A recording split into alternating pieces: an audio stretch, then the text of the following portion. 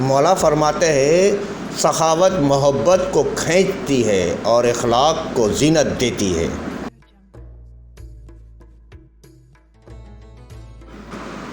مولا فرماتے ہیں فقیر کی سخاوت اسے جلیل القدر بناتی ہے اور مالدار کا بخل اسے ذلیل و خوار کرتا ہے۔ مولا فرماتے ہیں کثرت سخاوت ایسی عمدہ صفت ہے کہ اس کی بدولت بہت سے لوگ دوست بن جاتے ہیں اور دشمن بھی سیدھے اور درست ہو جاتے ہیں۔ مولا فرماتے ہیں سرکشی کی پچھاڑ، عہد شکنی کی فضیلت اور دبے ہوئے مذموم شر اور فتنے کے ابھارنے سے بچے رہو۔ مولا فرماتے ہیں سرکشی نعمتوں کو سلب کرنے کے واسطے بہت کافی ہے۔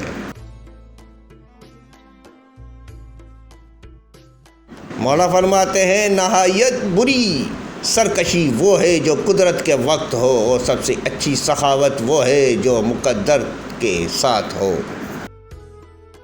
مولا فرماتے ہیں بے شک تمام برائیوں میں سب سے زیادہ جلد سزا ملنے والا گناہ ظلم اور بلا شبہ مردوں کا سب سے اچھا خلق حلم ہے۔ مولا فرماتے ہیں بے شک سب سے زیادہ جلد آنے والی سزا سرکشی کی سزا ہے اور بلا شبہ سب سے زیادہ برا گناہ گمراہی کا نتیجہ ہے۔ مولا فرماتے ہیں جو شخص کسی اپنے مجرم اور قصوروار کو سزا دیتا ہے تو اس میں کوئی کمال اور فضل نہیں، اور جو شخص کسی بے وقوف سے جھگڑتا ہے اس میں کوئی عقل نہیں۔ مولا فرماتے ہیں سزا کی سختی اور خرابی دنیا کی فتح مندی اور کامیابی کا نتیجہ ہے۔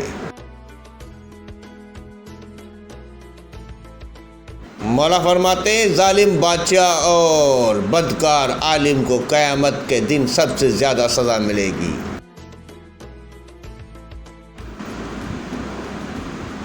ہر ایک ظالم کے لیے ایک سزا مقرر ہے جس سے وہ بچ نہیں سکتا، اور ایک درا وہ ایسا پچھاڑا جائے گا کہ پھر اٹھے گا نہیں۔ بے شک مومن کے لیے یہ سزاوار ہے کہ جب اس کی ایمان کے خلاف کوئی کام صادر ہو جائے تو اس پر شرمائے اور اللہ تعالیٰ سے حیا کرے۔ مولا فرماتے ہیں کفر کا سر خیانت اور ایمان کا سر امانت ہے۔